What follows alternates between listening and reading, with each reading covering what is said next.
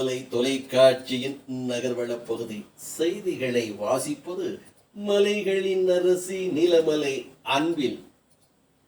இன்றைய நகர்வள பகுதியில் நாம் பார்ப்பது தமிழகத்தினுடைய முதல்வர் முத்துவேல் கருணாநிதி ஸ்டாலின் குரல் என்ற ஒரு பிரச்சாரம், தென்னை பிரச்சாரம் என்று நகர்பகுதியில், கிராம பகுதியில், சிற்றூர் பகுதியில், ஊர் கிராமம் என்று பல்வேறு பகுதிகளிலே தமிழகம் முழுவதும் நடைபெற்று வருகிறது. இன்றைய தமிழகத்துடைய முதல்வராக இருக்கின்ற தளபதி அவர்கள் செய்த சாதனைகள், செய்து கொண்டிருக்கின்ற சாதனைகள், செய்ய போகின்ற சாதனைகள், சாதனையை பெற்று இன்றைக்கு தமிழகத்தில் தாய்மார்கள், பள்ளிக்கூட குழந்தைகள், முதியோர்கள், இன்னும் மக்கள் என்று அனுபவித்துக் கொண்டிருக்கின்ற நலத்திட்டங்களை பற்றி ஒவ்வொரு வீடாக சென்று ஸ்டாலின் குரல் என்ற பெயரிலே தமிழகத்தினுடைய முதல்வர் முத்துவேல் கருணாநிதி ஸ்டாலின் என்ற தளபதியினுடைய குரல் ஒலித்துக் கொண்டிருக்கிறது.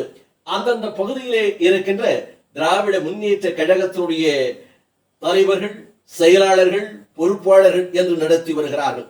இதுபோல் நீலகிரி மாவட்டத்திலும் பல்வேறு இடங்களிலே நடைபெற்று வருகிறது. இது போன்ற ஒரு நிகழ்ச்சி கூடலூர் நகராட்சிக்கு உட்பட்ட 8வது வார்டு SS நகர் பகுதியில் கூடலூர் நகர கழகத்தினுடைய செயலாளர் இளம் சிங்கம் சா இளஞ்செழியன் அவர்கள் தலைமையில், இதில் நகர செயலாளர் சா இளஞ்செழியன் அவர்கள் திராவிட மாடல் ஆட்சியின் சாதனைகளையும், இன்றைய தமிழகத்தினுடைய முதல்வராக இருக்கின்ற தளபதி அவர்கள் செய்து வருகின்ற சாதனைகளையும், குறிப்பாக பெண்களுக்கு இலவச பேருந்து வசதி, மாதம் 1000 ரூபாய், முதியோர் திட்டம் என்று பல்வேறு திட்டங்களை எடுத்து மக்களுக்கு சொன்னதோடு, தமிழகத்தினுடைய முதல்வராக இருக்கின்ற முத்துவேல் கருணாநிதி ஸ்டாலின் என்ற தளபதி அவருடைய புகைப்படங்களில் ஒவ்வொரு இல்லங்களிலும் ஒட்டுவதோடு மட்டுமல்லாமல் அண்ணா கண்ட உதயசூரியன் சின்னத்தையும் மக்கள் கண்களிலே படுகிறதை போல அதையும் பிரதிபலிக்க செய்தார்கள் என்று தெரிவித்தார்கள்.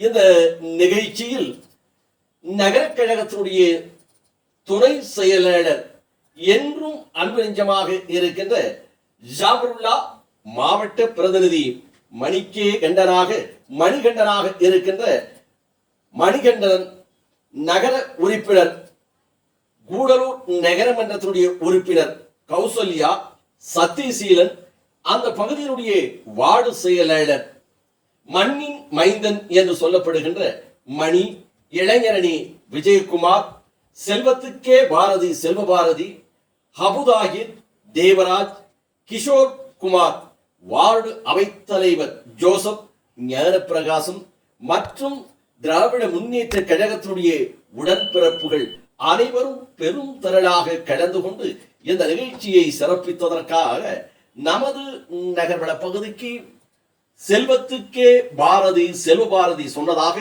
நமது செய்தியாளர் பிரசாத் அவர்கள் இதனை நமது நகர்வள பகுதிக்கு தெரிவித்திருக்கிறார்.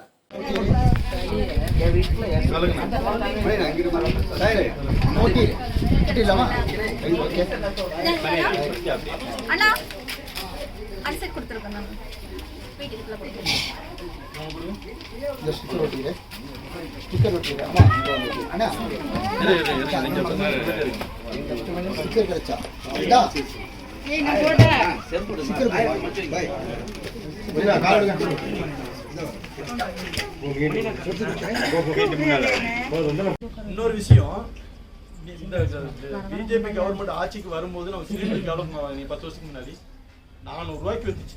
எனக்கு தான் 405 ரூபா 410 ரூபாய்க்கு இருந்தது. இன்னைக்கு 1100 ரூபாய்க்கு விற்கிது.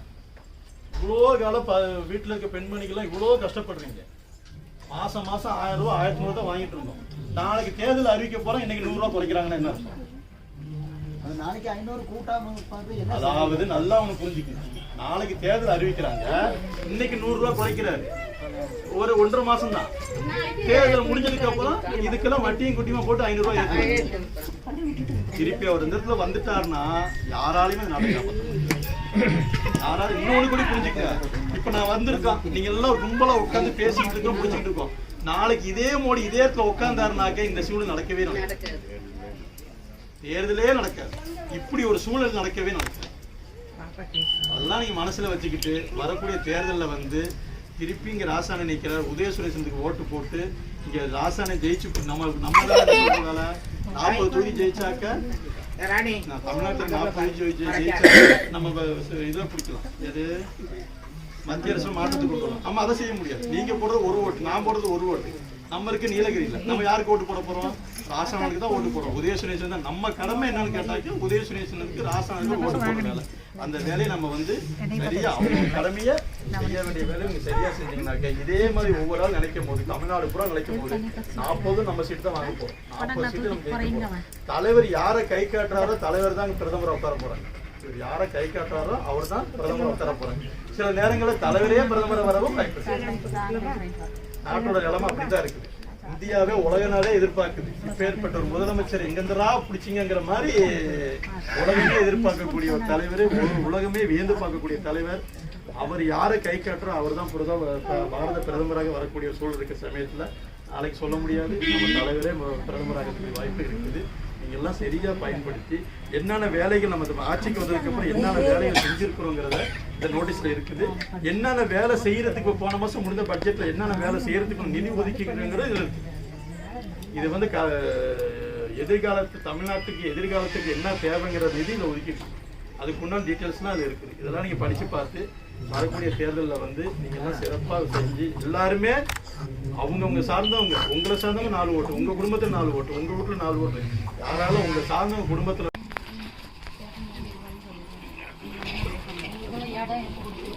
வருது உங்களுக்கு.